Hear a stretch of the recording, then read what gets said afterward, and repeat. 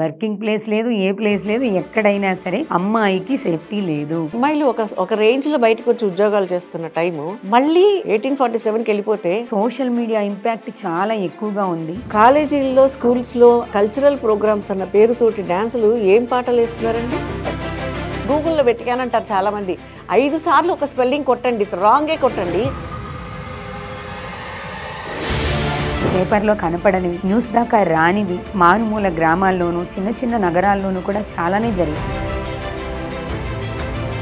టీనేజ్కి రాగానే పేరెంట్స్కి ఒక రకమైన భయం వస్తుంది కదా మేడం. ఇప్పుడు మనసే మంచిగా లేకపోతే, స్వచ్ఛంగా లేకపోతే ఏ మురికి పని చేయడానికైనా ఎవరికి అభ్యంతరం ఉండదు. అందుకే మనసు స్వచ్ఛంగా ఉండాలి. మెట్రోస్లోను, బస్ స్టాండ్లోను అన్ని చోట్ల ఈ తరం పిల్లలు ఇంతే, ఈ కాలం పిల్లలు ఇంతే అని అంటున్నారు. కాలం మారిపోయింది అన్నదాన్ని నేను యాక్సెప్ట్ చేయను. కాలం ఎక్కడ మారింది, అదే 24 గంటలు ఉంది. కాకపోతే ఆ 24 గంటల్ని మనం ఎలా ఉపయోగించుకుంటాం అన్న దాంట్లో సమాజం పరిస్థితి ఆధారపడింది. బ్యాడ్ టచ్, గుడ్ టచ్ చిన్న పిల్లల నుంచి నేర్పించాలి అని చాలా వీడియోస్ చూస్తున్నాం. ఈ బ్యాడ్ టచ్, గుడ్ టచ్ గురించి దాదాపు 10-12 సంవత్సరాలుగానే ఉంది, అంతకుముందు లేదు. మరి అంతమంది పిల్లలు బాగానే ఉన్నారు కదండి. చెప్పకపోయినా ఈ బ్యాడ్ టచ్, గుడ్ టచ్ గురించి ఎక్కడ టాపికే వచ్చేది కాదు. నమస్తే, వెల్కమ్ టు విక్రమ్ టీవీ. నేను విష్ణుప్రియ. సమాజంలో రకరకాల సంఘటనల్ని మనం చూస్తూ ఉన్నాం. ఎన్నో చూడకూడని విషయాలు చూస్తున్నాం, వినకూడని వార్తలు వింటున్నాం. దానికి ప్రధాన కారణాలు ఏంటి? మనం 4 రోజులు సానుభూతి తెలియజేస్తే ఆ సమస్యలు తీరిపోతున్నాయా? అలా తీరిపోయేలా ఉంటే ఇంతకుముందు జరిగిన వాటికి మనం ఎంతగానో స్పందించాం కదా. మన స్పందనతో సమాజంలో మార్పు వస్తుందంటారా? అసలు ఇలాంటి సంఘటనలకి కారణం ఏంటి? విద్యా వ్యవస్థ ప్రభావం వీటి మీద ఎంతవరకు ఉంది? ఇలాంటి ఆసక్తికరమైన విషయాలన్నీ కూడా ఇప్పుడు తెలుసుకుందాం. మనతో పాటు ఉన్నారు మేడం ఉషా కస్తూరి గారు. మేడంతో మాట్లాడి సమాజం యొక్క సామాజిక పరిస్థితుల్లో మార్పు రావాలి అంటే ఏం చేయాలో తెలుసుకుందాం. నమస్తే మేడం. నమస్తే మేడం. జనరల్గా మనం న్యూస్ చూడాలి అంటేనే భయపడే పరిస్థితులు. రీసెంట్గా ఒక ఇష్యూ మొత్తం మన భారతదేశాన్ని మొత్తం కుదిపేస్తుంది అని చెప్పాలి, డాక్టర్ ఇష్యూ. అయితే ఈ డాక్టర్ ఇష్యూ ఒక్కటే మనం పేపర్లో చూసి ఎక్కువగా రియాక్ట్ అవుతున్నాం. కానీ ఇలాంటి ఇష్యూస్ సమాజంలో చాలా జరుగుతున్నాయి. పేపర్లో కనపడనివి, న్యూస్ దాకా రానివి మారుమూల గ్రామాల్లోనూ చిన్న చిన్న నగరాల్లోనూ కూడా చాలానే జరుగుతున్నాయి. అలా జరుగుతున్న వాటిలో యువత ఎక్కువగా కనపడుతూ ఉన్నారు. అసలు దానికి కారణం ఏంటి? ఇలాంటి సంఘటనలు జరగకుండా ఉండాలి అంటే ఏం చేయాలి? నిజమే. ఇప్పుడు మీరు చెప్పినట్టు సమాజానికి రీచ్ అవ్వని చాలా సంఘటనలు ఉన్నాయి ఇక్కడ. అసలు ఇది ఒక దేశానికి సంబంధించిన ప్రకృతి విలయ తాండవానికన్నా భయంకరమైన విషయం. Exactly madam. ఇప్పుడు అది జనరల్గా అందరికీ ప్రాబ్లం వస్తుంది.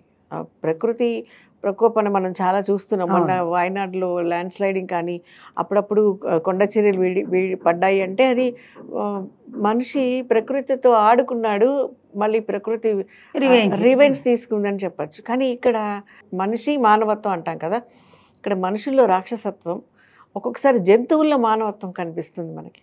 ఇది ఆ తల్లిదండ్రుల బాధని ఎన్ని జన్మలెత్తినా వాళ్ళు మర్చిపోలేరేమో అన్నంత భయంకరమైన విషయం అది.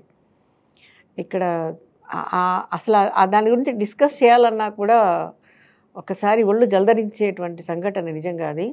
మీరు అన్నట్టు సమాజానికి చేరని చాలా ఇష్యూస్ ఉన్నాయి. ఇప్పుడు దీనికి విద్యా వ్యవస్థకి ముడిపట్టడం అంటే ఒకటి ష్యూర్ చెప్తా నేను. ఇప్పుడు మన చదువు విషయంలో మాట్లాడుకుంటే ఏ విద్యార్థికి ఎవరు ఎలాంటి క్రైమ్ చేయమని నేర్పించరు. ఎగ్జాక్ట్లీ. ఎక్కడ అసలు అలాంటిది జరగదు. అలాంటి స్కూల్స్, అలాంటి కాలేజెస్ లేవు. కాకపోతే ఆ దశకి వచ్చిన తర్వాత పిల్లలు ఏ రూట్ని ఎంచుకుంటున్నారు, దేనికి ఇష్టపడుతున్నారు, దేనికి బానిసలు అయిపోతున్నారు, ఎలాంటి అలవాట్లకి వాళ్ళు అలవాటు చేసుకుంటున్నారు అన్న దాని మీద ఆ తర్వాత జరిగే పరిణామాలు ఆధారపడి ఉంటాయి. ఇక్కడ ఎవరు బాధ్యులు అంటే మొత్తం సమాజం బాధ్యత వహించాల్సి వస్తుంది. ఇక్కడ తల్లిదండ్రుల, కాలేజీల, స్కూల్సా, టీచర్సా అంటే మొత్తం సమాజం దీనికి బాధ్యత వహించాల్సి వస్తుంది. సమాజం మొత్తం మీద కూడా దీని ప్రభావం ఉంటుంది అని అంటారు. సమాజం బాధ్యత తీసుకుని తీరాలి దీనికి. సమాజమే దీనికి కారణం అంట నేను. అయితే మేడం, సోషల్ మీడియా ఇప్పుడు పిల్లల్ని, చిన్న పిల్లల దగ్గర నుంచి ఆల్మోస్ట్ LKG పిల్లల దగ్గర నుంచి పెద్దవాళ్ళ వరకు సోషల్ మీడియా ఇన్ఫ్లుయెన్స్ అనేది బాగా పనిచేస్తుంది. వాళ్ళు దానికి అట్రాక్ట్ అవుతున్నారు. అన్ని ఏజ్ల వాళ్ళు దాంట్లో వాళ్ళని వాళ్ళు ప్రూవ్ చేసుకోవడానికి ట్రై చేస్తున్నారు. కానీ ఒక వర్గం, సమాజంలో ఒక వర్గం చెప్తుంది ఏంటి అంటే, ఈ ఇష్యూ గురించి మాట్లాడుతున్నప్పుడు సోషల్ మీడియా ఇంపాక్ట్ చాలా ఎక్కువగా ఉంది, అందువల్లే ఇలాంటి సంఘటనలు ఇంకా ఇంకా జరుగుతున్నాయి. వాటిలో చూడకూడని దృశ్యాలు చూసి వాళ్ళు మానసిక పరిపక్వత పోగొట్టుకొని వాళ్ళలో రకరకాలైనటువంటి ఉన్మాదాలు లేవనెత్తుతున్నాయి. దానికి ఎవరి మీద చూపించాలో తెలియక వయసుతో సంబంధం లేకుండా చూపిస్తున్నారు అని అంటారు. దీనికి ఒక మోటివేషనల్ స్పీకర్గా ఏం చెప్తారు? కాలేజీల్లో, స్కూల్స్లో కల్చరల్ ప్రోగ్రామ్స్ అన్న పేరుతోటి డ్యాన్సులు ఏం పాటలు వేస్తున్నారండి? ఏం పాటలు పిల్లలు సినిమాలు డ్యాన్సులు చేస్తున్నారు?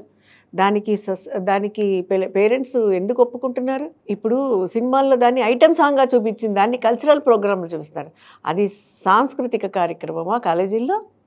కాలేజీల ప్రభావం ఉంటుందిగా మేడం. ఇప్పుడు ఆ సాంగ్ సెలెక్ట్ చేసుకునేప్పుడు సో కాల్డ్ కాలేజ్, నేను అనేది కాలేజీ వాళ్ళు ఎందుకు బాధ్యత? అసలు అది పెట్టాలని వాళ్ళకి ఎందుకు థాట్ వచ్చింది? దాన్ని ఎందుకు అబ్జెక్ట్ చేయట్లేదు అంటున్నాను నేను.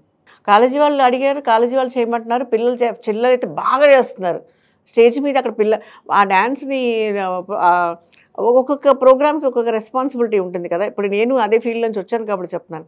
ఆ ప్రోగ్రామ్ రెస్పాన్సిబిలిటీ తీసుకున్న వాళ్ళు ఏం చెప్తారంటే, మా పిల్లలు చాలా ఎక్స్ట్రాడినరీగా చేస్తున్నారు. ఏం చేస్తున్నారు? సినిమాలో 5 నిమిషాలు డబ్బుల కోసం చేసిన ఐటమ్ సాంగ్ని పబ్లిక్గా లైవ్ చూపిస్తున్నారు. ఏం చేశారు వాళ్ళు? పోనీ ఏదన్నా కొన్ని, నో డౌట్, నేను 100% కాలేజీలన్నీ అలా ఉన్నాయని నేను చెప్పట్లేదు, 90% అలా ఉన్నాయి. ఒక 10% ఏదో కొన్ని మంచిగా ఉన్నా కానీ వాటిని మీరు యూట్యూబ్లో పెట్టండి, పెద్దగా ఎవరు పట్టించుకోరు. ఇప్పుడు మా పిల్లలు చాలా బాగా చేశారు, డ్యాన్సు ఎరగదీసేశారు అని చాలా గొప్పగా చెప్పుకుంటున్నారు, పేరెంట్స్ చెప్పుకుంటున్నారు. అది వయసుతో సంబంధం లేదండి. ఎల్కేజీ పిల్లల చేత నుంచి కాలేజీ పిల్లల వరకు చేసేవి ఆ డ్యాన్స్లే, వాటికే ఇష్టపడుతున్నారు.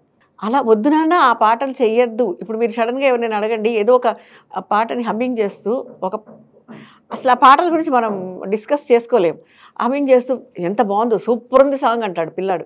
ఏంటి సూపర్ ఉంది? నేను వెంటనే ఒక క్వశ్చన్ వేస్తుంది, ఏంటి సూపర్ ఉంది అందులో? రాగతాళాలు బాగున్నాయా? సాహిత్యం బాగుందా? ఆ పదాలకు నీకు అర్థం తెలుసా?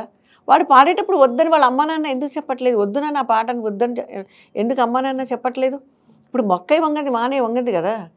మీరు గూగుల్లో కూడా 4 సార్లు ఒక పదానికి తప్పు స్పెల్లింగ్ కొడితే 5వ సారి మీకు అదే స్పెల్లింగ్ చూపిస్తుంది. ఎగ్జాక్ట్లీ, నిజం కదా. మీరు గూగుల్లో వెతికానంటారు చాలామంది. 5 సార్లు ఒక స్పెల్లింగ్ కొట్టండి, రాంగే కొట్టండి, 6వ సారి మీరు అదే స్పెల్లింగ్ కొట్టినప్పుడు మీకు ఆ స్పెల్లింగ్ కూడా కరెక్ట్లోనే చూపిస్తుంది, ఆర్డర్లో అది కూడా చూపిస్తుంది, వచ్చేస్తుంది. So which one you are going to select? ఇప్పుడు ఈ తప్పు కంటిన్యూషన్ చేస్తూ పోతుంటే తప్పని అనిపించట్లేదు కదా.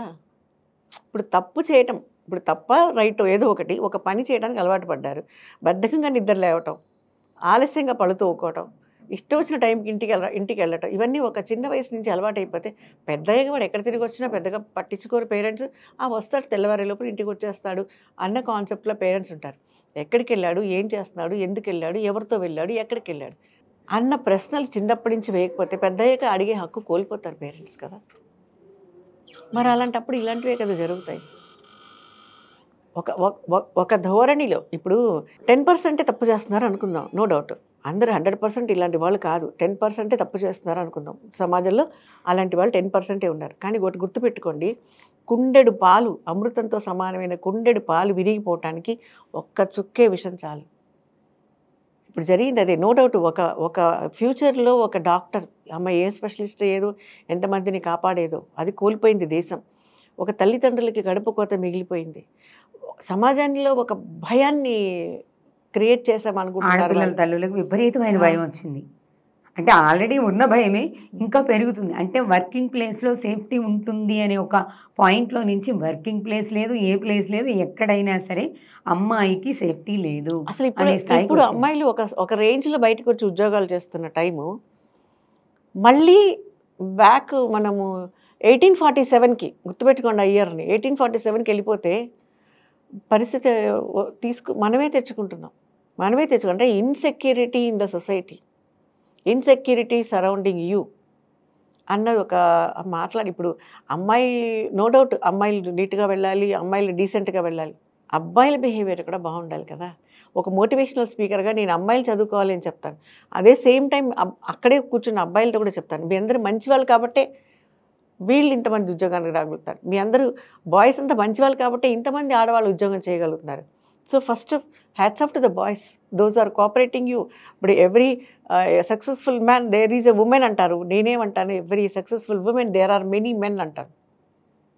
అమ్మాయిని ఏడిపించిన వాళ్ళు, వద్దన్న వాళ్ళు, కాదన్న వాళ్ళు, ఎంకరేజ్ చేసిన వాళ్ళు, వీళ్ళందరూ కూడా అమ్మాయి సక్సెస్కి రీజనే అవుతారు. If she damages also all these things are, all these people are responsible. Present యూత్లో ఇప్పుడు టీనేజ్కి రాగానే పేరెంట్స్కి ఒక రకమైన భయం వస్తుందిగా మేడం. ఏ పేరెంట్ కూడా పిల్లలు చెడిపోవాలని వాంటెడ్లీ ఎవరు అనుకోరు. కానీ టీనేజెస్లో వాళ్ళు ఫిజికల్గా, మెంటల్గా, ఎమోషనల్గా చాలా చేంజెస్ వస్తున్నాయి. ఆ చేంజెస్ని ఐడెంటిఫై చేయడంలో ప్రాబ్లం అయి ఉండొచ్చు, లేదా లేట్ అవ్వచ్చు.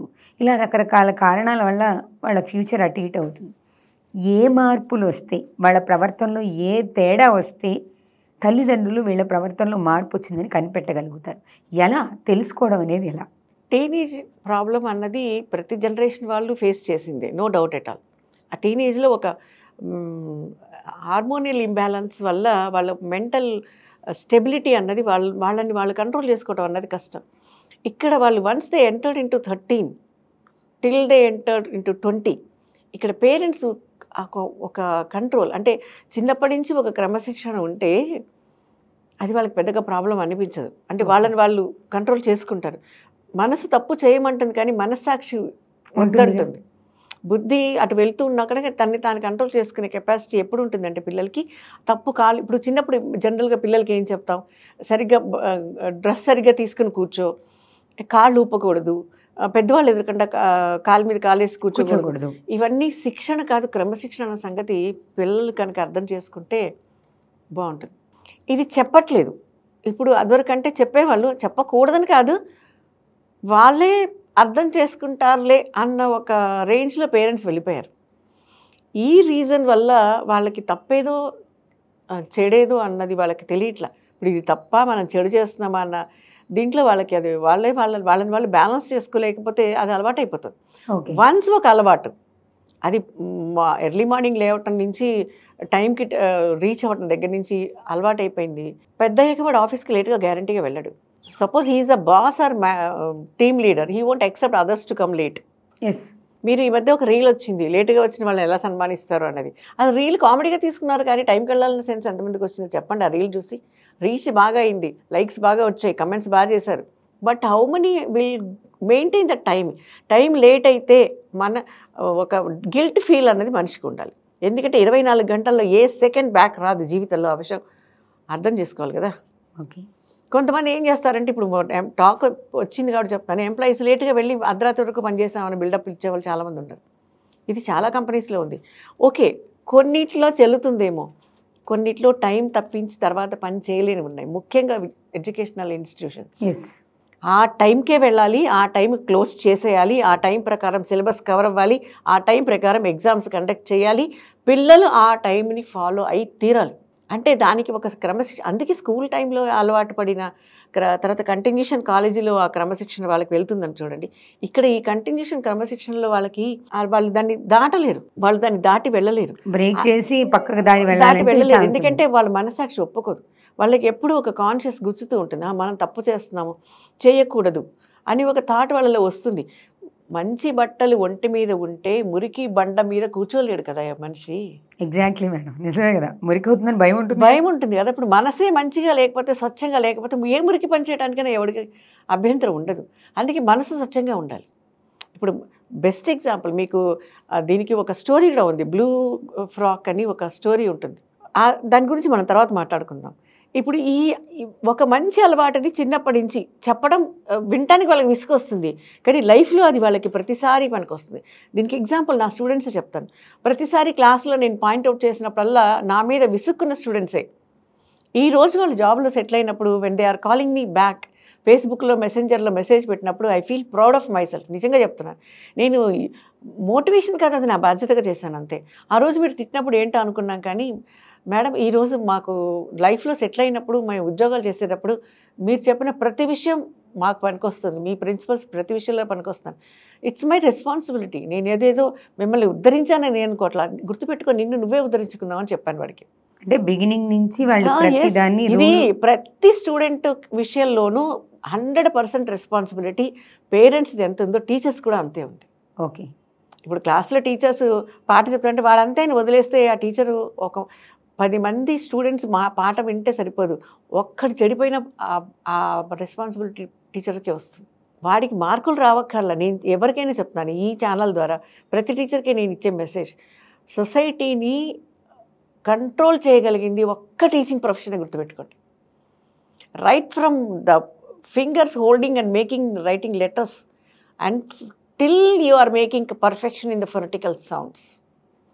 ఆ తర్వాత మీరు ఏ సబ్జెక్ట్ అయినా చెప్పండి, వాళ్ళకి ఎంత డీప్గా పిల్లల సబ్జెక్టులను వెళ్ళనియండి.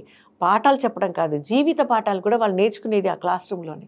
ఎందుకంటే ఇప్పుడు మనకు అందరికీ తెలిసిందే, all parents are working today. ఇప్పుడు 100% చెప్పాలంటే 100% ఏదో ఒక రకమైన ఉద్యోగానికి అమ్మలు కూడా వెళ్ళిపోతున్నారు. మరి ఆ ఉద్యోగానికి వచ్చిన టీచర్ పిల్లలు కూడా సఫర్ అవుతారు కదా. ఆ పాయింట్ ఆఫ్ వ్యూలో అయినా దయచేసి నేను రిక్వెస్ట్ చేస్తాను టీచర్స్ అందరినీ, ఈ సొసైటీలో నెక్స్ట్ జనరేషన్ ఇప్పటి వరకు అయిపోయింది, నెక్స్ట్ జనరేషన్ని బాగు చేయాలంటే అది ఒక్క ప్రొఫెషన్ ఆ చేతుల్లోనే ఉంది. దయచేసి దాన్ని గుర్తించండి, బాధ్యత తీసుకోండి. ఇక్కడ జీతం తక్కువ వచ్చిందా, మాకు టైం సరిపోవట్లేదా అని అనకండి. కొంచెం పేషెన్స్.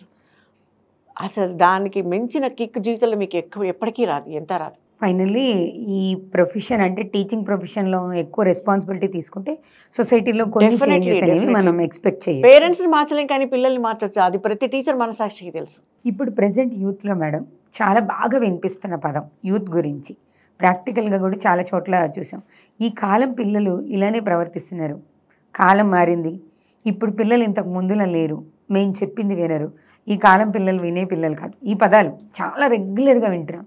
ఇంట్లో మొదలై ఈ బయట కూడా మెట్రోస్లోను బస్ స్టాండ్లోను అన్ని చోట్ల ఈ తరం పిల్లలు ఇంతే, ఈ కాలం పిల్లలు ఇంతే అని అంటున్నారు. నిజంగానే యువతలో అలాంటి విచిత్రమైన ప్రవర్తన కనిపిస్తుందా, లేకపోతే పెద్ద తరం వాళ్ళు వాళ్ళలో తప్పుల్ని వెతుకుతున్నారా? అసలు ప్రాబ్లం ఎట్ సైడ్ ఉంది మేడం, యూత్లోనా లేకపోతే పెద్ద తరం వాళ్ళలోనా? మీరు అడిగిన ప్రతి పాయింట్కి సమాధానం చెప్తాను. తప్పు ఉంది కాబట్టి పెద్దవాళ్ళు అంటున్నారు, అది ఈ కాలం పిల్లలు ఇలాగే ఉన్నారు, కాలం మారిపోయింది అంటున్నారు. కాలం మారిపోయింది అన్నదాన్ని నేను యాక్సెప్ట్ చేయను. కాలం ఎక్కడ మారింది, అదే 24 గంటలే ఉంది కదా. 24 గంటలు ఎక్కడ మారలేదు. కాకపోతే ఆ 24 గంటల్ని మనం ఎలా ఉపయోగించుకుంటాం అన్న దాంట్లో సమాజం పరిస్థితి ఆధారపడింది. ఇప్పుడు మీరు లేవనెత్తిన ప్రతి ప్రశ్న దాంట్లోనే లింక్ అయింది. వాళ్ళకి నచ్చట్లేదు కాబట్టే, చేసే బిహేవియర్లో తప్పు ఉంది కాబట్టే వాళ్ళు పాయింట్అవుట్ చేస్తున్నారు. ఇప్పుడు మీరు చూడండి, బస్టాండ్లో నుంచిన ఒక గ్రూప్, ఒక gang, let them be college students కానీ వేరే ఎవరైనా కానివ్వండి, వాళ్ళల్లో డీసెంట్గా నుంచునే వాళ్ళు ఉంటారు, చాలా ఇండీసెంట్ బిహేవియర్ కానీ, మాటలు కానీ, లేకపోతే వాళ్ళ చేష్టలు కానీ, బాడీ లాంగ్వేజ్ కానీ మనం అన్ని రకాలుగా అబ్జర్వ్ చేయొచ్చు ఉంటారు. అది అబ్జర్వ్ చేస్తున్నారు కాబట్టి వాళ్ళు దే ఆర్ అబ్జర్వింగ్. ఇప్పుడు మీరు పాయింట్అవుట్ చేశారు అంటే వీళ్ళు అబ్జర్వ్ చేస్తారని అర్థం. అక్కడ అబ్జర్వ్ చేసినప్పుడు వాళ్ళకి వాడు కూడా ఎంజాయ్ చేస్తారంటే ఈజ్ ఈక్వల్ టు దెమ్. నచ్చలేదు కాబట్టి వాడు అలాంటి వాడు కాదు కాబట్టి చిరాకు వస్తుంది. ఓకే సో ఇప్పుడు దీనికి బాధ్యులు ఎవరు అంటే, ఎలాంటి అలవాటుని మొదల నుంచి వాళ్ళు చేసుకుంటున్నారో. మన హాస్టల్స్ ఉన్నాయి కొన్ని, ఇప్పుడు గవర్నమెంట్ రన్ చేసే హాస్టల్స్ ఉన్నాయి, ఎగ్జాంపుల్ చెప్తున్నాను నేను. అది ఇంటర్మీడియట్ కానివ్వండి, స్కూల్స్ కానివ్వండి, లేదంటే కాలేజెస్ కానివ్వండి. కొన్ని గవర్నమెంట్ స్కూల్స్లో హాస్టల్స్లో పిల్లలకి ఫుడ్ పెడతారు. ఆ ఫుడ్కి ఒక టైం టేబుల్ ఉంటుంది కదా, ఆ టైం టేబుల్ ఉంటుంది. ఈరోజు ఇది మెనూ అక్కడ పెట్టేస్తారు. అండ్ యాక్చువల్లీ మెనూ ఆ routine it's very excellent, no doubt. పిల్లల ఆరోగ్యాన్ని దృష్టిలో పెట్టి అక్కడ ఎంత పెడుతున్నారనేది తర్వాత అది చాలా పెద్ద వాస్ట్ టాపిక్ అది. కానీ వాళ్ళు ఇచ్చే మెనూ, వాళ్ళు ఇచ్చే టైం టేబుల్ ఉందే, దట్ వాజ్ ఎక్సలెంట్. ఏంటంటే పిల్లల ఆరోగ్య పరిస్థితిని, ఆరోగ్యం మానసికం ఇక్కడ రెండు ఉంటాయి కదా. ఆరోగ్యం ఎంత మంచిగా ఉంటుందో మానసిక ఒత్తిడి కానీ, మానసిక ఆరోగ్యం కానీ దాని మీద డెఫినెట్లీ ఆధారపడి ఉంటుంది. ఇప్పుడు ఈ రెండు బైరీస్ చేసుకుని కంటిన్యూషన్గా ఆ ఫుడ్ అక్కడ వాళ్ళు టైం టేబుల్ పెడుతున్నారు. ఇప్పుడు వీళ్ళు సైన్స్ స్కూల్ నుంచి చదువుకుంటారు, ఏమని, బ్యాలెన్స్ డైట్ అని. అవును, ఏంటి బ్యాలెన్స్ చేస్తుంది? బాడీ మైండ్ కోఆర్డినేషన్కి బ్యాలెన్సింగ్గా హెల్దీ ఫుడ్ తినాలన్నది ఈవీఎస్ పుస్తకాల్లో మాత్రం కాదు, కంచెల్లో కూడా ఉండాలంట నేను కదా. కంచెల్లోకి రావాలి అంటే బాధ్యత ఎవరిది? అమ్మది కదా. ఇప్పుడు చిన్నపిల్లలు అన్నప్రాసం చేసిన దగ్గర నుంచి వాడికి అన్ని రకాల ఫుడ్లు అలవాటు చేస్తే పెద్దయ్యగా నాకు ఇది నచ్చదు, ఇది వద్దు అని చెప్పడు. ఒక పర్టికులర్ ఐటెం చాలా ఇష్టపడి తింటారు మా పిల్లలు అన్నది ఎప్పుడు అమ్మ గ్రహించాలంటే వాడికి ఒక 25 ఏళ్ళు వచ్చాక తను అనుకోవాలి ఆ మాట. ఆ పిల్లలకి ఒక 25 ఇయర్స్ వచ్చిన తర్వాత ఒక అమ్మ అనుకోవాలంటే మా వాడు ఇదైతే బాగా తింటాడు, మా అమ్మాయికి ఈ ఫుడ్ అంటే చాలా ఇష్టం అని. ఒక ఫేవరెటిజం డెఫినెట్లీ ఉంటుంది. ఒక ఫుడ్ మీద ఒక ఇంట్రెస్ట్ పిల్లలకి డెఫినెట్లీ ఉంటుంది. ఇదైతే వాళ్ళు ఇంట్రెస్ట్గా తింటారు, ఇదైతే వాళ్ళకి చాలా ఇష్టం. వాళ్ళు రేపు ఉద్యోగానికి వెళ్ళిపోయినా అత్తగారింటికి వెళ్ళిపోయినా ఒక అమ్మ మనసులో రావాల్సిన భావన అది. చిన్నప్పటి నుంచి నువ్వే పెట్టకుండా వాళ్ళకి అన్ని రకాలు నీకు నచ్చినవే నువ్వు తింటూ పిల్లలకి పెట్టకుండా పిల్లలకి ఎలా అలవాటు అవుతుంది? డెఫినెట్లీ ఇప్పుడు మీరు ఈ రోజుల్లో స్కూల్ పిల్లల్లో వచ్చే ప్రాబ్లమ్స్ ఉన్నాయి తెలుసా, కిడ్నీ ప్రాబ్లమ్స్ ఉన్నాయి. వాళ్ళు డయాబెటిక్ ఉన్నారు. చిన్నపిల్లలు డైరెక్ట్ ఇన్సులిన్ వచ్చి ఇంటికి స్కూల్కి వచ్చి ఇన్సులిన్ ఇచ్చిన పేరెంట్స్ ఉన్నారు నేను నా అనుభవంలో. పేరెంట్స్ వచ్చి కంప్లైంట్ ఇచ్చి మా చాక్లెట్స్ పంచిపెట్టినప్పుడు మా పిల్లలకి పెట్టకండి, వాడికి కొంచెం షుగర్ ప్రాబ్లం ఉంది, చాక్లెట్ స్కూల్ అంతా చాక్లెట్ పంచినప్పుడు వాడు ఒక్కడిని నేను తినద్దని ఎలా చెప్తాను?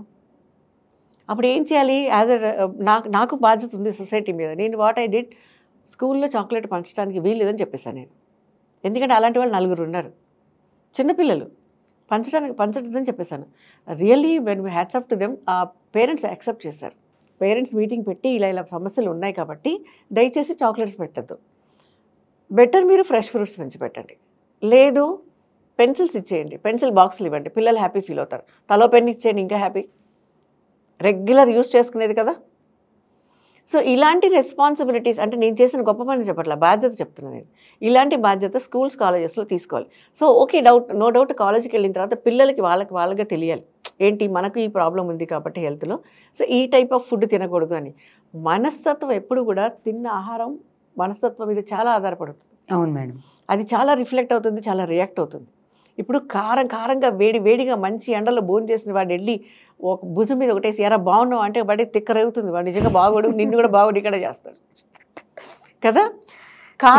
తిన్న కారం అన్న మహత్యం అది, నథింగ్ బట్. అదే వాడు సాఫ్ట్గా ఫుడ్ తిని మంచిగా తర్వాత ఏ స్వీటో పాయసమో తిన్నాడు అనుకోండి, తీయగా కబుర్లు బాగా చెప్తాడు. తినే ఆహారం మనస్తత్వం మీద ఎంత డిపెండ్ అయి ఉంటుందంటే అనుకోవట్లేదు. అదే ఇప్పుడు పిల్లలకి అన్నది ఒక మధురమైన జ్ఞాపకం, వాళ్ళ చిన్నప్పటి నుంచి తిన్న ఫుడ్ అన్ని రకాలు వాళ్ళు తినాలి. మా వాడు ఇది తినడు అంటే నువ్వు అలవాటు చేయలేదు. నేను చాలామందిని పేరెంట్స్ని చూశాను, వాడికి అదే ఇష్టం అంటే డైలీ అదే. కొంతమంది పిల్లలు అంటారు భూమి పైన పండినవేవి తినరు, భూమి లోపల పండినవే తింటారు. అంటే దుంపలు తప్ప ఇంకేం తినరు వాళ్ళు. ఆలు, క్యారెట్ అంతే. ఇప్పుడు ఈ బంగాళదుంపల కన్నా చామదుంపలు ఆరోగ్యానికి మంచిది, ఎంతమంది తింటున్నారు? అదేదో చాలా చీప్ క్వాలిటీ ఫుడ్ లాగా అంటారు, బట్ గుడ్ ఫర్ హెల్త్. అది కంద తింటారా, పెండలం తింటారా? అసలు ఇవి రెండు తెలియదు మేడం. మంచి మాట తెలియదు, చాలా మందికి ఇవి తెలియదు. ఎలా వండుకోవాలో అమ్మలకే తెలియదు, పిల్లలు ఎక్కడ తింటారు పాపం. ఇప్పుడు ఇదే సమస్య. వాళ్ళు తినే ఆహారం ఒకలాగా నేను ఇదైతేనే తింటాను, ఇదైతేనే మా అమ్మ చేసి పెడుతూనే ఒక మండితనం ఉంటుంది కదా. ఇందాక మీరు అడిగిన ప్రశ్నల్లో ఆ తర్వాత వాళ్ళ అమ్మ చెప్పిన మాట ఎందుకు వింటారండి? నేను చేసిందే, నేను చెప్పిందే చెయ్యాలి. ఇప్పుడు పిల్లలు ఒక్కోసారి చిన్న పిల్లలు అర్ధరాత్రి పూట లేచి చాక్లెట్ కావాలంటారు. అవును, ఇంట్లో ఉండదు చాక్లెట్, అయినా అర్ధరాత్రి లేచి చాక్లెట్ తినే అలవాటు. అది ఎవరు చేశారు? తప్పే కదా. సో అది దొరకదు, ఇప్పుడు లేదు, రేపు తెల్లారేకే షాప్ తెరిచాకే కొనుక్కోవాలి అని నచ్చ చెప్పాల్సిన బాధ్యత తల్లిదే. అసలు ముందు అలవాటు చేయడం తప్పు. లేనప్పుడు కాంప్రమైజ్ కాదండి. ఇక్కడ కొని ఫ్రిడ్జ్లో ఉంచి మా అమ్మ ఎప్పుడు లేస్తే అప్పుడు చాక్లెట్ ఇవ్వడం దానికి సొల్యూషన్ కాదు. దొరకదు, లేదు, దొరికినప్పుడే తినాలి అన్న సంగతి పిల్లలకి తెలియాలి. చిన్నప్పటి నుంచి చెప్తే వింటారు వాళ్ళు, కానీ చెప్పడం అమ్మలకి తెలియట్లేదు. ఎంతమంది అమ్మలు తిడతారో నాకు తెలియదు, కానీ ఇప్పుడు ఇది మాత్రం ష్యూర్. ఇప్పుడు ఈ అలవాటు అంటే నేను అడిగిందే జరుగుతుంది అన్న ఒక ఆలోచన పిల్లల్లో పెరుగుతుంది చూడదు. అమ్మాయి కానివ్వండి, అబ్బాయి కానివ్వండి, వాళ్ళు ఒక 15-20 మధ్యలో ఉన్నప్పుడు టీనేజ్లో వాళ్ళు ఎందుకు మాట వింటారు? వాళ్ళలో ఒక హజం పెరిగిపోతుంది, నేను చెప్పిందే correct. Yes, of course parents వాళ్ళకి అడిక్ట్ అయిపోయారు. నేను చెప్పిందే పేరెంట్స్ చేస్తారని ఒక కన్ఫర్మేషన్లో ఉన్నప్పుడు they can't control themselves. Parents control చేయగలరా? స్కూల్లో మా అబ్బాయి చాలా బాగా బండి నడుపుతాడని తాళం చెవులు ఇచ్చే అమ్మా నాన్నలు ర్యాష్గా వెళ్ళి పోలీస్ స్టేషన్లో పట్టుబడ్డాడంటే రెస్పాన్సిబిలిటీ తీసుకుంటారు. నాదేనండి తప్పని. అసలు బండి ఇవ్వడమే తప్పు కదా. ఆ విషయం అప్పుడు తెలియట్లా వాళ్ళు. మా అబ్బాయి బాగా వెళ్తున్నాడు అంటున్నాడు, వాడక్కడ ఎలా నడుపుతున్నాడో బండి వాడికి తెలియట్లా. ఇప్పుడు అర్ధరాత్రి పూట పిల్లలు బండి వేసుకుని కొంతమంది ఉంటారు పనికి వాళ్ళు బండి వేసుకుని ఎంత సైలెన్సర్ పీకేసి పబ్లిక్ న్యూసెన్స్ చేస్తూ బండిని ఇష్టం వచ్చినట్టుగా వాళ్ళు ఫీడ్స్ చేస్తూ వెళ్ళే వాళ్ళని ఎవరు నేర్పారు వాళ్ళకి అంత అలస ఎలా వచ్చింది? ఒక వయసులో నువ్వు బండి పట్టే కదా. నేనైతే ఒక పోలీస్ స్టేషన్లో చెప్పాను, నేను గెస్ట్గా పిలిచినప్పుడు, you seize the driving licence of parents driving licence seize చేసేది. పిల్లాడి గారు తప్ప, పేరెంట్స్ కాబట్టి. బండి తాళాలు పిల్లాడి దాకా వచ్చినాయి అంటే పేరెంటింగ్లో తప్పు ఉంది కదా. అఫ్కోర్స్ నేనైతే ఇదే చెప్పాను. వాళ్ళు నన్ను గెస్ట్గా పిలిచారు ఒకసారి, నేను వాళ్ళకి ఇచ్చిన సొల్యూషన్ ఇదే చేయండి, మీకు మేమేం చేయలేం. ఎందుకంటే that parent is very rich and feeling proud. మా అబ్బాయి చాలా బాగా బండి రన్ చేస్తాడని ఆవిడ అనుకుంటుంది. వాడి బండి వెనకాల కూర్చుని బస్ స్టాండ్కి వెళ్తుంది. వాళ్ళ అమ్మని బాగానే తీసుకెళ్ళాడు. ఆ తర్వాత ఎంతమందికి డిస్టర్బెన్స్ అయ్యాడో ఆవిడకి అర్థం కావట్లా. ఇప్పుడు ఏం చేయాలి అని, అదే మేడం అర్థం కావట్లేదు, వాడి మీద చాలా కంప్లైంట్స్ వచ్చారు. వాళ్ళ అమ్మ డ్రైవింగ్ లైసెన్స్, వాళ్ళ నాన్న డ్రైవింగ్ లైసెన్స్ సీజ్ చేసి జన్మంతా ఇవ్వకండి, ఇంకా అది పబ్లిక్లో పేపర్లో వేయండి, నెక్స్ట్ పేరెంట్స్ అయినా అర్థం చేసుకుంటారు. బండి ఇవ్వడానికి భయపడతారు, అట్లీస్ట్ అర్థం చేసుకుంటారు, కనీసం ఆలోచిస్తారు కదా ఒక నిమిషం. దీని గురించి బాబు మోహన్, మా కోట శ్రీనివాస్ గారు ఎన్నిసార్లు చెప్పారు కదా, గుర్తుందా మీకు? ఎంతమంది మారారండి పాపం. వాళ్ళు పర్సనల్గా వాళ్ళు సఫర్ అయిన దానికి కదా. ఎన్నిసార్లు, ఎన్ని ఛానల్స్లో, ఎన్ని మీటింగ్స్లో, ఎన్ని కౌన్సిలింగ్ చేశారో వాళ్ళు, ఈవెన్ కాలేజెస్కి వెళ్ళి. అంటే వాళ్ళు ప్రాక్టికల్గా ప్రాబ్లం ఫేస్ చేశారు కాబట్టి వచ్చేసారు. అయినా ఎంతమంది మారారు? ఏదో విన్నారు, ఆ రోజు ఎమోషనల్ అయ్యారు, కోట శ్రీనివాస్ గారి గురించి, బాబు మోహన్ గురించి గొప్పగా పొగిడారు. కానీ ఇందులో ఎంతమంది రియలైజ్ అయ్యారు అన్నది క్వశ్చన్ మార్కే కదా. అది ఆ టీనేజ్లో బండి తాళం చెవులు వాళ్ళకి ఇచ్చినప్పుడు అర్థం చేసుకోండి. 18 ఏళ్ళకి గవర్నమెంట్ లైసెన్స్ ఇస్తోంది, కానీ how much mental maturity they have to go for it అన్నది పిల్లలు ఆలోచించాలి. అసలు 18 ఏళ్ళ కంటే ముందే ఇచ్చేవాళ్ళు ఉన్నారు మేడం, మీరు చెప్పిన పాయింట్ ఆఫ్ వ్యూలో. నేను చెప్పిన 14 ఏళ్ళే వాడికి. నేను చెప్పిన అబ్బాయి 14 ఏళ్ళ అబ్బాయి, వాడు చూడటానికి 20 ఏళ్ళ అబ్బాయిలా కనిపిస్తాడు. అదిగో ఇలాగే అడ్డమైనవి రోడ్డు మీద తినేసి వాడు వంట చేయడానికి టైం ఉండదు, ఆకలి అన్నప్పుడల్లా డబ్బులు ఇచ్చేసింది, కొనుక్కోవడానికి వెళ్ళడానికి బండి తాళం చెవులు ఇచ్చింది. వాడు ఎందుకు మాట వింటాడండి? ఇందాక చెప్పాను కదా, ఒక్క కుండెడు పాలు విరగొట్టడానికి ఒక్క విషపు చుక్క చాలు, ఒక్కడుంటే చాలు కదా, డిస్టర్బెన్స్ ఏరియా అంతా భయపడతారు. అంటే బిగినింగ్ నుంచి, ఇప్పుడు మీరు చెప్తున్న పాయింట్ ఆఫ్ వ్యూలో బిగినింగ్ నుంచి ప్రతి బిహేవియర్లోను, అంటే ప్రతి పాయింట్లోనూ వాళ్ళ యాటిట్యూడ్, వాళ్ళ బిహేవియర్, వాళ్ళ ఫుడ్, వాళ్ళ ప్రతి దాంట్లోనూ కూడా మన అబ్జర్వేషన్ ఉంటే అప్పుడు మనం పిల్లల్ని ఈ కాలం పిల్లలు అని బ్లేమ్ చేయాల్సిన అవసరం ఉండదు. బ్లేమ్ చేయాల్సింది పేరెంట్స్ని, పిల్లల్ని కాదంటారు. పిల్లల్ని కాదండి, ఎందుకంటే వాళ్ళకి అలవాటు చేసింది పేరెంట్సే కాబట్టి. సో పిల్లల్లో చేంజ్ రావాలంటే ఫస్ట్ పేరెంటింగ్లో, వాళ్ళ ప్యాంపరింగ్లో అది చాలా ముఖ్యం. ఇప్పుడు పిల్లల్ని గారాబం చేయాలి అంటే అడిగింది వండి పెట్టడం గారాబం, కానీ అడిగినవన్నీ ఇచ్చేయడం గారాబం కాదండి. ఈ మాత్రం ప్రతి పేరెంట్ గుర్తుపెట్టుకోవాలి. ఇప్పుడు వాడు అర్ధరాత్రి అడిగితే ఏమైనా వండి పెట్టడమో చేసి పెట్టడమో గారాబం, వాడి చదువు విషయంలో పట్టించుకోవడం గారాబం, అంతే తప్ప వాడు అడిగినవన్నీ చేసేయడం గారాబం కాదు. వాడిని చెడగొట్టడం అవుతుంది. అది తెలిసేసరికి లేట్ అయిపోయింది. వాడు చేతులు దాటిపోతున్నారు పిల్లలు, అమ్మాయిలు కానీ అబ్బాయిలు కానీ. Equal rights both are having కదా ఇప్పుడు, ఇద్దరు దాటిపోతున్నారు. మేడం, ఇప్పుడు ప్రజెంట్ స్కూల్స్లో, కాలేజెస్లో, సొసైటీలో పేరెంటింగ్లో కూడా బాగా చూస్తున్న విషయం, ఒక రకంగా మంచి విషయమని అనుకోవచ్చు, బ్యాడ్ టచ్, గుడ్ టచ్ చిన్నపిల్లల నుంచి నేర్పించాలి అని చాలా వీడియోస్ చూస్తున్నాం. పేరెంట్స్ కూడా ఎడ్యుకేటెడ్ అయి ఉండడం వల్ల బాగా నేర్పిస్తున్నారు. డ్రెస్సింగ్లో కూడా చిన్నపిల్లలప్పుడు డ్రెస్ ఇట్లా వేసుకోవాలమ్మా, పైకి వస్తే మీరు ఇందాక చెప్పినట్టు మోకాళ్ళ కిందకి కాకుండా కిందకి వేసుకోవాలి, పైకి వస్తే సరి చేసుకోవాలి, ఇవన్నీ నేర్పిస్తున్నారు. హార్ట్ఫుల్లీ ఇది చాలా మెచ్చుకోదగ్గ విషయమే. కానీ మాకు రెండో కోణం కూడా ఉంది మేడం, ఇది ఎంతవరకు కంటిన్యూ చేస్తున్నారు, ఆ తర్వాత ఏం జరుగుతుంది, మరి ఆ జరుగుతున్న మార్పుల్ని పేరెంట్స్ ఎందుకు యాక్సెప్ట్ చేస్తున్నారు? ఇది చాలా భయంకరమైన టాపిక్. ఇప్పుడు మీరు హార్ట్ఫుల్గా ఎంకరేజ్ చేయాల్సిన విషయం అన్నారు కదా, ఈ బ్యాడ్ టచ్ గుడ్ టచ్ గురించి ఒక దాదాపు చెప్పాలంటే మ్యాక్సిమం మోస్ట్ ఒక 10-12 సంవత్సరాలుగానే ఉంది, అంతకుముందు లేదు. మరి అంతమంది పిల్లలు బాగానే ఉన్నారు కదండి చెప్పకపోయినా. ఈ బ్యాడ్ టచ్ గుడ్ టచ్ గురించి ఎక్కడ టాపికే వచ్చేది కాదు కదా, అసలు ఆ పదాలే వాడలేదు పిల్లల దగ్గర, సమాజంలో వాడలేదు. అసలు ఆ బ్యాడ్ టచ్ అన్న పదాన్ని స్కూల్లో ఎప్పుడు వాడలేదు. ఇప్పుడు ఎందుకు వాడాల్సి వస్తుంది అంటే సొసైటీలో విపరీత పరిణామాలు చూస్తున్నాం కదా మేడం. 3 ఏళ్ల పిల్ల, 2 ఏళ్ల పిల్ల, మొన్న రీసెంట్గా కూడా న్యూస్లో చూసాం, 9 ఏళ్ల పిల్ల స్కూల్లో, ఆ పిల్లకేమో 9 ఏళ్ళు, వాడికేమో 12-13 ఏళ్ళు. మరి ఇలాంటి విపరీతాలు కనిపిస్తున్నాయి కాబట్టి చెప్పాల్సి వచ్చిందేమో. అంతకుముందు కూడా స్కూల్లో చెప్పేవాళ్ళు, ఎలా చెప్పేవాళ్ళు అంటే take your hand distance and talk to the others అని చెప్పేవాళ్ళు. It's not about bad touch, this is indirectly that only. ఇప్పుడు మాట్లాడేటప్పుడు దూరంగా నుంచి మాట్లాడమ్మా అని చెప్పేవాళ్ళు కదా. అవును. ఓకే, ఇప్పుడు మీరు చెప్పారు కదా బ్యాడ్ టచ్ గుడ్ టచ్ గురించి చిన్నపిల్లలు చెప్తున్నాం, బాగానే ఉంది. అసెంబ్లీ గ్రౌండ్లో నుంచినప్పుడు కాలేజెస్లో కానీ హ్యాండ్ డిస్టెన్స్ తీసుకుంటారు. ఎందుకు హ్యాండ్ డిస్టెన్స్ తీసుకుంటారంటే అక్కడ డెఫినెట్లీ టచ్ అవ్వరు. ఇప్పుడు లెక్చరర్స్తో మాట్లాడేటప్పుడు, టీచర్స్తో మాట్లాడేటప్పుడు, పక్క వాళ్ళతో మాట్లాడేటప్పుడు, తెలిసిన వాళ్ళతో మాట్లాడేటప్పుడు ఎంత దూరంలో నుంచుని మాట్లాడాలి అన్న సెన్స్ ఇద్దరికీ ఉండాలి కదా. మాట్లాడుతున్న వాళ్ళకి, మాట్లాడే వాళ్ళకి, వినే వాళ్ళకి, మాట్లాడే వాళ్ళకి ఇద్దరికి మధ్యలో ఒక డిస్టెన్స్ మెయింటెనెన్స్ అనేది ఉండాలి. డిస్టెన్స్ మెయింటైన్ చేయటం అంటే బంధువుల్ని దూరంగా ఉంచటం కాదు కదా. మాట్లాడే వాళ్ళకి ఒక దూరం. ఫస్ట్ సైంటిఫికల్లీ ఆరోగ్యకరమైన విషయం, మొన్ననే ప్రపంచం అంతా తల్ల కిందులేసి వచ్చింది కరోనా వల్ల. కరోనా గురించి ఇప్పుడు మాస్కులు వేసుకోవడం కాదు కదా, నువ్వు ఎంత హైజీనిక్గా ఉన్నప్పుడు. ఎంతమంది మురికి మాస్కులు వేసుకుని పోయే వాళ్ళు కూడా ఉన్నారు. నేనంటాను ఇప్పుడు మాస్క్ ఉపయోగం ఏముంది, అంత మురికి పట్టిపోయిన మాస్క్ని వేసుకుంటే ఇప్పుడు నీకు ఇంకేమన్నా కొత్త జబ్బులు నువ్వు పని కనిపెడుతున్నావో నీ వల్ల ఇంకా మిగిలిన వాళ్ళకి వస్తున్నాయో అంట నేను. ఇప్పుడు మాస్క్ వేసుకోవడం కాదు, ఎంత శుభ్రమైన మాస్క్ వేసుకుంటాం అన్నది ఇంపార్టెంట్ అక్కడ. ఇప్పుడు వాళ్ళకి అది చెప్తున్నాం కదా. ఆ తర్వాత ఒక 12 years బ్యాక్ సంగతి ఇందాక చెప్పాను కదా, 12 years బ్యాక్ స్కూల్లో బాయ్స్ గర్ల్స్ని మిక్స్ చేసి కూర్చోబెట్టేవాళ్ళం. అవును, మిక్స్ చేసి కూర్చోబెట్టినప్పుడు మాకెప్పుడు సమస్య రాలేదండి. పేరెంట్స్ అబ్జెక్ట్ చేయలేదు, ఎందుకు మీరు కలిపి కూర్చోబెడుతున్నారు అనేసి. అల్లరి చేయరేమో అనుకున్నా. అల్లరి నో డౌట్, పిల్లలు అల్లరి చేయడం అనేది వాళ్ళ జన్మ హక్కు, నేను ఒప్పుకుంటాను. వాళ్ళు చెయ్యాలి కూడా, యాక్టివ్గా ఉంటారు. ఎక్కువ అల్లరి చేసే పిల్లలు చాలా యాక్టివ్గా ఉంటారు. నో డౌట్, కాలేజ్ అయినా కానీ స్కూల్ అయినా కానీ మల్టిపుల్గా వాళ్ళ బ్రెయిన్ ఆలోచిస్తుంది. So let them be happy. అయితే నేనేమంటాను, అల్లరి చేయండి కానీ అల్లరి పాలు కావద్దు. కానీ ఇప్పుడు అల్లరి ఎలా చేస్తున్నారు పిల్లలు, అసలు అల్లరి చేయడం అంటే మర్చిపోయారు, న్యూసెన్స్ చేస్తున్నారు. అసలు వాళ్ళు చాలా దరిద్రం చేస్తున్నారు అల్లరి అనే పేరుతోటి. క్లాస్లో కూర్చొని ఒకే బెంచ్లో కూర్చున్నప్పుడు ఒక పేరెంట్ వచ్చి మమ్మల్ని అబ్జెక్ట్ చేశాడు. ఏం చెప్పాడంటే, అమ్మాయి వాళ్ళకి ఏం కంప్లైంట్ ఇచ్చిందంటే, మీరు అలా కలిపి కూర్చోబెట్టారు, మా అమ్మాయి ఇబ్బంది పడుతోంది అన్నాడు.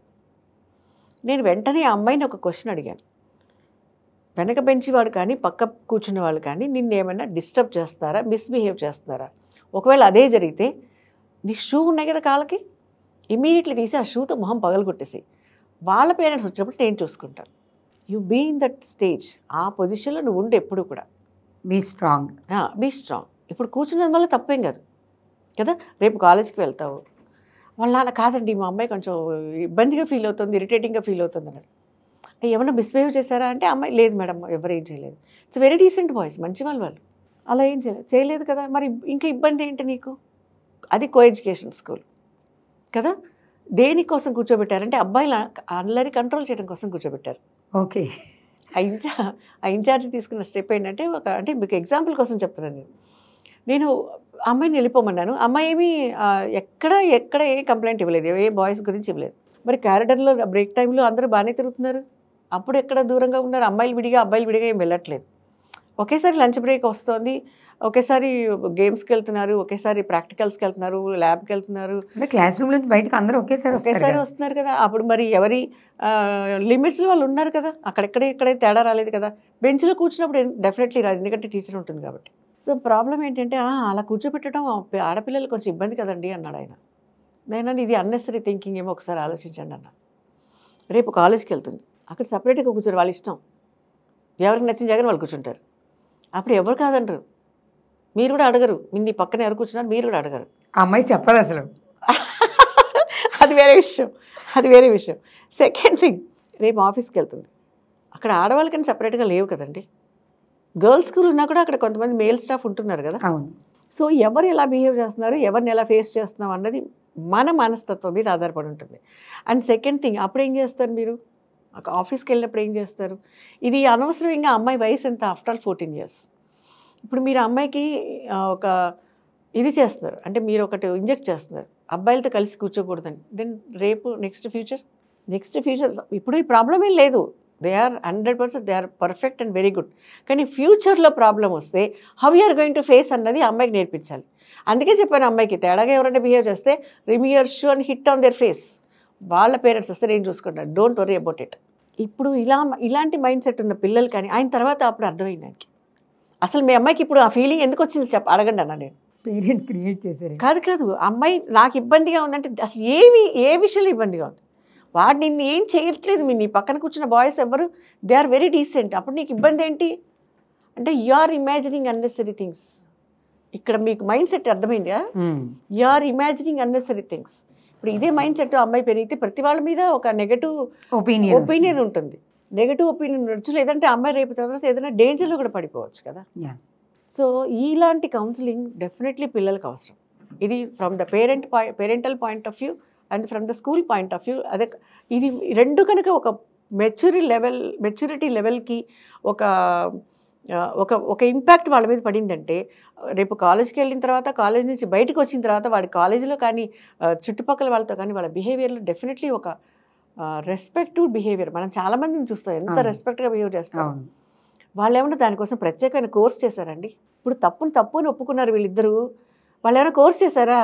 వాళ్ళ మనస్సాక్షి అంటోంది, వాళ్ళ బ్రాటప్ అలాంటిది, వాళ్ళ సంస్కారం అలాంటిది, వాళ్ళ అమ్మ నాన్న పెంచిన పద్ధతి అది. దానికోసం డిగ్రీలు ఏమి ఉండవు కదా. ఇప్పుడు ఈ విషయం పేరెంట్స్, టీచర్స్, పెరిగే వయసులో ఉన్న పిల్లలు అందరూ ఆలోచించాల్సిన విషయం. దాన్ని మరీ ఎక్కువగా ఇంజెక్ట్ చేయాల్సిన అవసరం లేదు.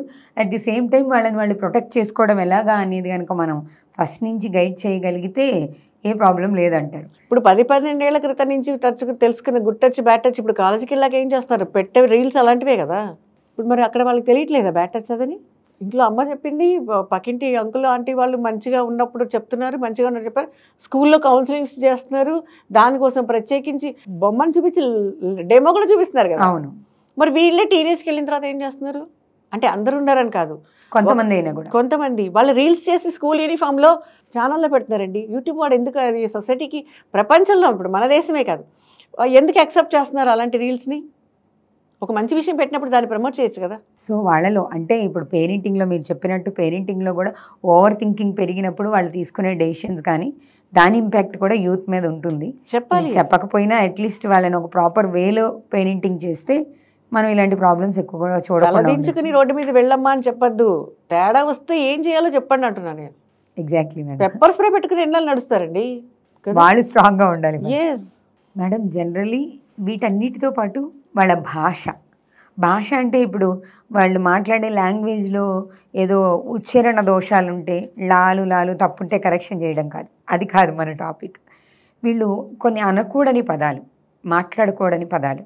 ఒకప్పుడు ఎడ్యుకేషన్ సిస్టమ్ ఎలా ఉండేదంటే, తల్లిదండ్రుల దగ్గర ఇలా మాట్లాడాలి, గురువుల దగ్గర ఇలా మాట్లాడాలి, స్నేహితుల దగ్గర కొంచెం లిబర్టీ ఉంటుంది, మనకి కాస్త ఫ్రీడమ్ ఉంటుంది, ఇలా మాట్లాడాలి.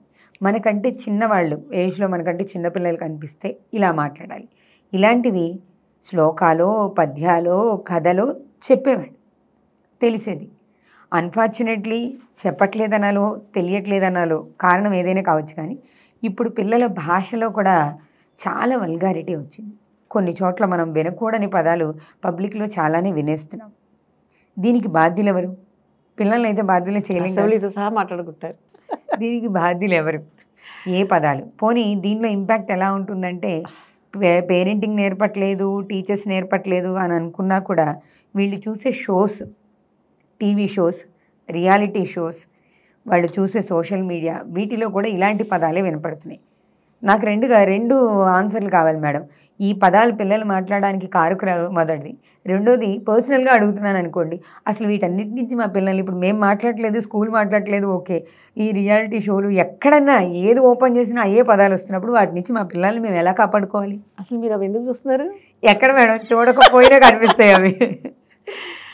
ఎస్, ఇది కరెక్టే. ఇప్పుడు భాషలో చాలా తేడా. సంస్కారం అన్నది మనిషి మాట్లాడే భాషను బట్టి ఉంటుంది.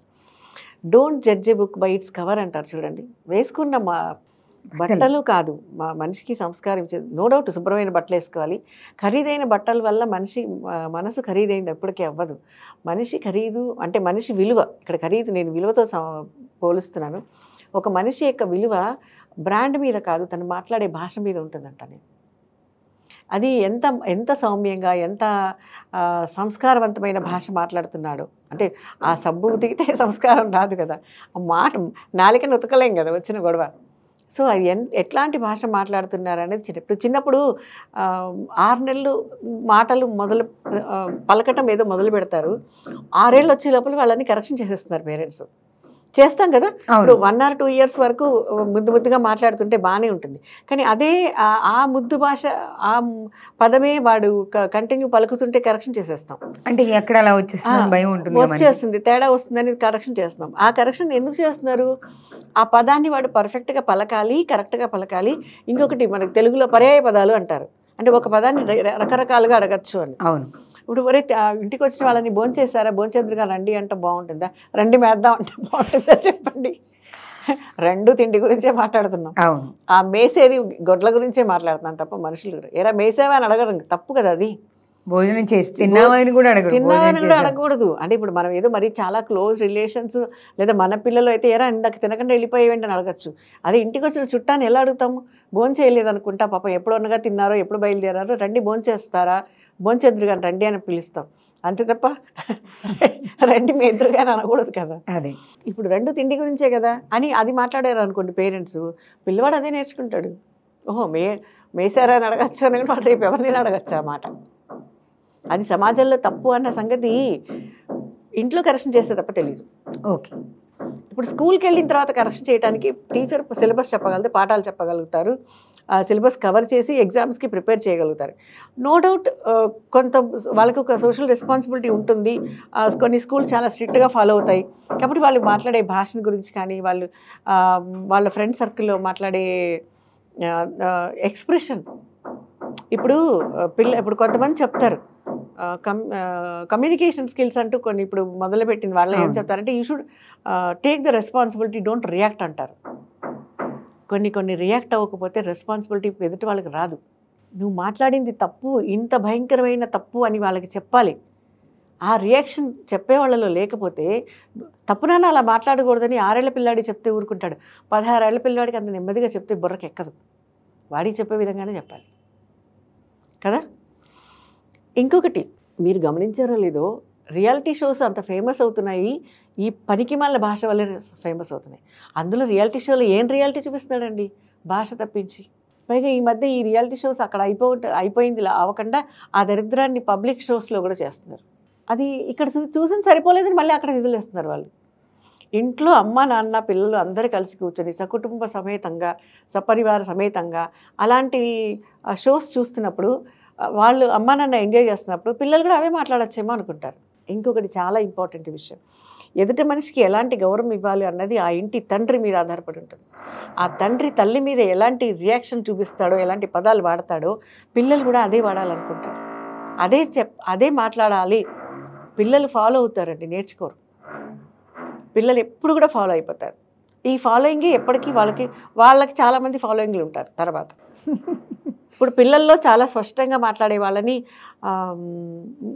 కొంతమందే ముచ్చట పడతారు, కొంతమంది ఏమంటారు తెలుసా, అబ్బు వీడికి వాళ్ళ నాన్నమ్మ చాదస్తం వచ్చిందో వాళ్ళ తాతయ్య చాదస్తం వచ్చిందో అని చెప్తారు. ఆ పిల్లాడు స్పష్టంగా మాట్లాడుతున్నారని అనరు. సమాజం ఎలా ఉందో ఆలోచించండి. ఇప్పుడు మంచిగా కూడా తీసుకోవట్లేదు, మంచి ఏదో చాదస్తంగా అనిపిస్తుంది వాళ్ళకి. ఇప్పుడు ఆ చాదస్తం ఉంది కాబట్టి వాడికి మంచి వచ్చింది, ఆ విషయం గ్రహించట్లేదు వాళ్ళు.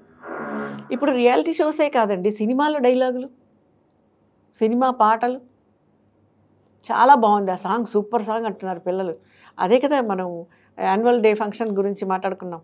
యాన్యువల్ డేలో వాళ్ళు చేసే కల్చరల్ ప్రోగ్రాంలో ఎలాంటి బూతుపాటైనా పాడేసి, నాలిక మడత పెట్టి ఒక మాట సరిగ్గా తిరగట్లేదు కానీ కుర్చీ మడత పెట్టే పాటకి వాళ్ళు బ్రహ్మాండంగా డాన్స్ చేస్తారు. దానంత ఫేమస్ వీళ్ళు నాలికని ఫోల్డ్ చేసి ఒక పదం పలకడానికి వాళ్ళకి ఒళ్ళు వంగట్లేదు. వాళ్ళు ఎందుకు పలకలేకపోతున్నారు అన్నది నేనైతే పిల్లల్ని అడుగుతాను. మీ పిల్లలు సరిగ్గా నాలిక గీసుకుంటే నాలిక మొద్దుబారి నాలిక, వాడికి మాటలు పలకమంటారు. కొంతమందికి మాటలు పలకపోతే మొద్దుబారిపోయింది నాలిక. మొద్దుబారిపోయినప్పుడు నాలిక ఆ పదం పలకటానికి వాడు ఎలాంటి ఎక్సర్సైజ్ చేయాలన్నది కదా ఇంపార్టెంట్. ఇప్పుడు అది ఇంగ్లీష్ కానీ తెలుగు కానీ మలయాళం కానీ కన్నడ కానీ ఏదైనా తప్పు పలికింది, తప్పు అర్థం వచ్చే పదం ఏదైనా రాంగే ఏదైనా. ఎందుకంటే భాష భావాన్ని వ్యక్తపరుస్తుంది కదా, పలుకుని బట్టి మనసులో భావం.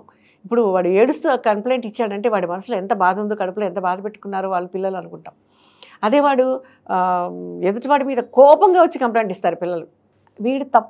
పిల్లలు వాళ్ళు తప్పు చేశారు కానీ వాడి పిల్లల కసంత ఏంటంటే ఇంకొకరికి పనిష్మెంట్ ఇవ్వటమే కాన్సెప్ట్ వాడిది. ఏ మైండ్ సెట్ ఉంటుందో వాట్ హీజ్ అనేది ఎక్స్ప్రెషన్. ఎస్. ఆ తర్వాత వాళ్ళ ఫేస్లో ఎక్స్ప్రెషన్ కూడా చూడండి, పలికిని బట్టి ఆ మొహల్డ్ ఎక్స్ప్రెషన్స్ వయసు పెరుగుతున్న కొద్ది వల్గారిటీ పెరిగిపోతూ ఉంటుంది వాడు మాట్లాడే భాషలో, వాడి ఫేస్లో, ఆ మనిషి యొక్క ఫేస్లో. ఎలా మేడం ఇప్పుడు దీన్ని కంట్రోల్ చేసేది ఎట్లా? దాన్ని కంట్రోల్ చేయడానికి అదే చెప్తున్నానండి, ముందు స్క్రీన్లో అలాంటివన్నీ రాకూడదు. సినిమా వాళ్ళకి ఎందుకు బాధ్యత లేదు నాకు అర్థం కాదు. వాళ్ళ ఇంట్లో పిల్లలు లేరా?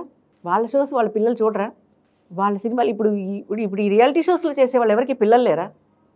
కూడా పుట్టిన వాళ్ళు లేరా?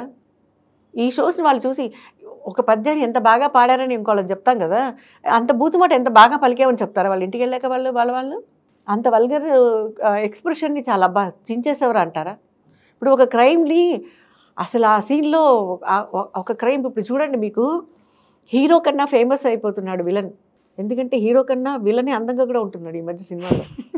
గమనించారో లేదో కదా, విలన్ పర్సనాలిటీ చాలా హ్యాండ్సమ్గా ఉంటుంది.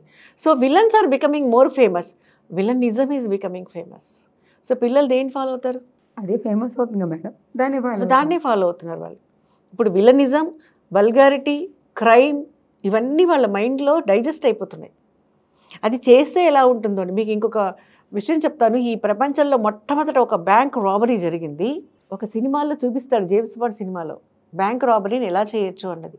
దాన్ని వాళ్ళు పదే పదే చూసి బ్యాంక్ రాబరీ చేశారు అమెరికాలో. పోలీసులు ఇంట్రాగేషన్లో వాళ్ళు చెప్పిన సమాధానం ఏంటంటే, అన్నిసార్లు రిపీటెడ్గా చూసాం ఆ సినిమాని, అది ట్రయల్ వేస్తే బ్యాంకు ఎలా దొంగతనం చేయొచ్చు అన్నది మేము ట్రయల్ వేసామని చెప్పారు. ఇప్పుడు అలాంటి ట్రయల్స్ సొసైటీలో చాలా జరుగుతున్నాయి మేడం. రీల్స్లో కూడా చూపిస్తున్నారు కదా. ఇప్పుడు ఒక మెసేజ్ని కంటిన్యూస్గా ఒక పబ్ షో చూపిస్తూ మధ్యలో ఒక చిన్న క్యాప్షన్ వస్తుంది, మద్యపానం పొగ ఆరోగ్యానికి హానికరం. ఇది ఎక్కడ కనిపిస్తోంది ఆ రంగుల లైట్లో? అసలు ఆ క్యాప్షన్ కనిపిస్తుందా మీకు? దీన్ని ఎవరు చదువుతున్నారు? అక్కడ ఎంత రింగులు పొగలు వదులుతున్నారో, ఎంత బాగా తాగుతున్నారు, బాటిల్స్ ఎలా ఎగరేస్తున్నారు, అట్రాక్షన్గా ఉంటుంది. కానీ ఈ క్యాప్షన్ ఎవరికి కనిపిస్తుంది? So people follow that only కదా. అందులోనే ఒక వయసులో ఉన్న వాళ్ళకి అది అట్రాక్షన్. వాడు సర్వనాశనం అయిపోయిన తర్వాత రియలైజేషన్ వచ్చింది, ఆ ఉపయోగం ఏముంది? వెనక్కి తిరిగి చూసుకుంటే వాడు వెనక్కి తిరిగి చూసుకుంటే వాడి జీవితానికి మిగిలింది ఏం లేదు, వాడి చుట్టూతా వాడిని కనెక్ట్ అయిన వాళ్ళకి జీవితంలో మిగిలిన ఒక అనుభూతి ఏమీ లేదు, సర్వనాశనం అయిపోతుంది.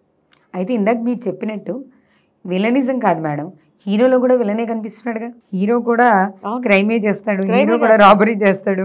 మరి హీరోలు కూడా అదే. అక్కడ ఒక వాడు హీరో మీకు అక్కడ ఏం చేస్తున్నాడు అంటే, హీరో చేత రాబరీ చేస్తాడు, చాలా క్రైమ్స్ చేయిస్తున్నాడు. కానీ అదేదో సమాజ అభివృద్ధి కోసం, సమాజాన్ని ఉద్ధరించడం కోసం చూపిస్తున్నట్టుగా కన్క్లూషన్లో చూపిస్తున్నాడు. అక్కడ హీరోలు అలా తప్పించుకుంటున్నారు. ఇక్కడ విలనే కదా మనకి ఎక్కువ కంటిన్యూషన్గా ఇదయ్యేది. ఇప్పుడు పిల్లలు దాంట్లోంచి అబ్జర్వ్ చేసింది. ఇప్పుడు పిల్లలు హీరోయిన్స్ని చూసి ఏం ఫాలో అవుతున్నారండి? కాస్ట్యూమ్స్ ఫాలో అవుతున్నారు, వాళ్ళ హెయిర్ స్టైల్ ఫాలో అవుతున్నారు. ఒకవేళ నిజంగానే హీరో ఏదైనా ఒక మంచి పని చేశాడంటే అది ఎక్కడ ఫాలో అవుతున్నారు? ఇప్పుడు మిషన్ వ్యాలంటైన్ ఒక సినిమా వచ్చింది, వరుణ్ తేజ్. అది ఆ సినిమా ఎంతమంది చూసుంటారంటారు? అందులో హీరోయిన్ ఉండదు, హీరో కంప్లీట్గా ఆర్మీ కాస్ట్యూమ్స్లో ఉంటాడు. ఒక సర్జికల్ స్ట్రైక్ దాని గురించి ఇండియన్ ఆర్మీ పడిన కష్టాన్ని చూపించాడు. ఎవరు చూసారు? నిజంగా మీరు విక్రమ్ బాత్రాను, నీరజ చోప్రా గురించో ఒక భయం పిక్ వచ్చిందంటే దాన్ని ఎవరైనా చూస్తారా? మన గబ్బర్ సింగ్ గురించి వస్తే చూస్తారు. వీరప్పన్ గురించి బయోపిక్ వస్తే మాత్రం బ్రహ్మాండంగా కలెక్షన్స్ బాగుంటాయి. వాడు సమాజానికి ఏం చెప్పాడు? తను పట్టపడకూడదని ఏడుస్తున్న నెలల పిల్లల్ని చంపేశాడు, ఏడిస్తే పోలీసులు పట్టుకుంటారని. అక్కడ రెండు రకాలుగా ఆ పర్టికులర్ క్యారెక్టర్ని మీరు మళ్ళీ బయోపిక్ తీసి ప్రతిదాని బయోపిక్ తీసేయడమే కదా. ఇప్పుడు నిజంగానే ఇప్పుడు సినిమా వాళ్ళు దానికి ఆన్సర్ ఏం చెప్తారంటే, సమాజంలో జరిగిందని మేము చూపిస్తున్నాం అంటున్నారు. సమాజంలో ఏదో ఒక మూల ఒకటి జరుగుంటుంది, అది అప్పటికి పేపర్లో వచ్చింది, అక్కడి వరకు ఆ ఏరియా వరకే. కానీ దాన్ని మీరు సినిమాలో ఆ సీన్ని చూపించినప్పుడు అందులో సినిమా ఈరోజు దునియా ముట్టిమే కదా, చేతిలోనే కదా ఉంది, పదే చూస్తున్నారు కదా, ప్రపంచం మొత్తం చూస్తున్నారు. అదే కదా, ప్రపంచం మొత్తం చూస్తున్నారు, అరచేతులు పెట్టుకుని చూస్తున్నారు కదా ఆ క్రైమ్ని. మీరు ఒకసారి గమనించండి, రోడ్డు మీద వెళ్ళేటప్పుడు నిర్మానుష్యమైన ప్రదేశంలో ఒక 4 పిల్లలు, అది ఆడపిల్లలు కానివ్వండి మగపిల్లలు కానివ్వండి, అర్జెంటుగా మొబైల్లో చూస్తున్నారంటే వాళ్ళు ఏదైనా ఎక్స్పెరిమెంట్ చూస్తున్నారంటారా? రాకెట్ లాంచింగ్ చూస్తున్నారంటారా? వాళ్ళని ఎవరండి బాగు చేసేది? సో ఫైనల్లీ మన చేతిలోకి వచ్చిన సాంకేతిక పరిజ్ఞానం మార్పులు కూడా, సాంకేతిక పరిజ్ఞానాన్ని మంచిగా ఉపయోగించుకోవడానికి చాలా అవకాశాలు ఉన్నాయి, కానీ దానికన్నా దీనికి మొగ్గు చూపుతున్నాం కదా. సినిమా ప్రభావం యువత మీద ఎంత ఉంటుందంటారు? ఏ రేంజ్లో ఉంటుందంటారు? ఎందుకు ఉండదండి సినిమా ప్రభావం? చాలామంది చెప్పాను కదా, ఒక సినిమా చూసి ఏదైనా చేయడానికి సిద్ధపడే పిల్లలు ఉన్నారు ఈ రోజుల్లో. ఇప్పుడు 2 సినిమాలు కంపేర్ చేసుకుందాం. ఒకటి పార్ట్ 1 వస్తే పార్ట్ 2 కూడా వస్తుంది. ఇప్పుడు బాహుబలి ఎన్ని కోట్లు ఖర్చు పెట్టాడు, ఎన్ని కోట్లు వసూలు చేసింది అని పక్కన పెట్టేద్దాం. అంత సాహసాలు చేయడానికి ఎవరికి అవకాశం లేదు కాబట్టి అది వేరే విషయం. ఇప్పుడు పుష్ప సినిమా, నా పేరు సూర్య నా ఇల్లు ఇండియా అని ఉంది. ఇంకోటి తండ్రి మీద రెస్పాన్సిబుల్గా చేశాడు, ఒక్కడే హీరో. సన్ ఆఫ్ సత్యమూర్తి, ఒక్కడే హీరో. ఈ మూడింటి విపరీతంగా ఫ్యాన్ ఫాలోయింగ్ ఉన్నటువంటి హీరో అండ్ ఫ్యామిలీ. ఇప్పుడు ఉన్న ప్రజెంట్ ప్రేక్షకులు పుష్ప ఎంత కలెక్షన్ చేసింది, సన్ ఆఫ్ సత్యమూర్తి ఎంత కలెక్షన్ చేసింది, అండ్ నాయిల్ ఇండియా, నా పేరు సూర్య, నాయిల్ ఇండియా అని ఎంత కలెక్షన్ చేసింది. ఇప్పుడు ఎందుకని ఈ ఫ్యాన్స్ ఆ క్యారెక్టర్స్ని ఇష్టపడలేదు? ఇప్పుడు సమాజానికి ఏది కావాలి? అందులో ఒక కొడుకుగా ఒక బాధ్యత. తండ్రి చచ్చిపోయినా కానీ తండ్రి పరువు కోసం నిలబడ్డ కొడుకు నిజంగా ఈ ప్రపంచంలో ఉన్న ప్రతి కొడుకుకి ఒక ఆదర్శమైన క్యారెక్టర్. ఎందుకు ఆ పాత్రని వాళ్ళు ఫాలో అవ్వలేకపోయారు? ఆ సినిమా చూడటానికి ఇష్టపడలేదు? పుష్ప అసలు అందులో ఏముందని సమాజానికి అదే హీరో చెప్పింది సభ్య సమాజానికి ఏం చెబుదామని చేశాడో ఈ సినిమా నాకు అర్థం కాలేదు. కానీ ఏం ఫాలో అవుదామని వీళ్ళు అంత కలెక్షన్ వచ్చింది. కలెక్షన్ నిజంగానే వచ్చింది అంటే చూస్తే కొంతైనా వచ్చే ఉంటుంది కదా. అంటే ఎంత ఇష్టపడ్డారు అసలు, ఏ పాయింట్ ఆఫ్ వ్యూలో? అంటే అందులో భాష బాగుందా, వాడు చేసిన పని బాగుందా, లేకపోతే అలా ఫాలో అయిపోయి అందరూ అడుగు దొంగలు అయిపోదాం అనుకున్నారా? ఇది ఆలోచించాల్సిన విషయం. ఎవరైనా ఒక బార్డర్ గురించి చెప్పాడు, కళ్ళమ నీళ్ళు వస్తాయి కరెక్ట్గా వింటే. అది ఎవరైనా చూసారా ఆ సినిమాని? కరెక్ట్గా మనసు పెట్టి చూస్తే ఇదే పుష్ప క్యారెక్టర్ వేసిన అల్లు అర్జున్ అద్భుతమైన మెసేజ్ ఇస్తాడు అందులో. నా పేరు సూర్య. అసలు లాస్ట్ సీన్లో బార్డర్ గురించి చెప్పమన్నప్పుడు ఆ తండ్రి పాత్రలో అర్జున్ అసలు ఒళ్ళు గగురుపాటు వస్తుంది. ఒక సోల్జర్ మనస్తత్వం, నిజంగా దేశం కోసం వెళ్ళిన ఒక సోల్జర్ మనస్తత్వం అద్భుతంగా చెప్తాడు అందులో. ఆ పాయింట్ని ఎందుకు క్యాచ్ చేయలేకపోతున్నారు యూత్? అదే ఫ్యాన్స్. ఇక్కడ వీళ్ళని ఫ్యాన్స్ అంటారా, వల్గారిటీ ఫాలోవర్స్ అంటారా? ఇక ఆ క్వశ్చన్ సొసైటీకి వదిలేదు, అది వాళ్ళే అలా డిసైడ్ అవ్వాలి.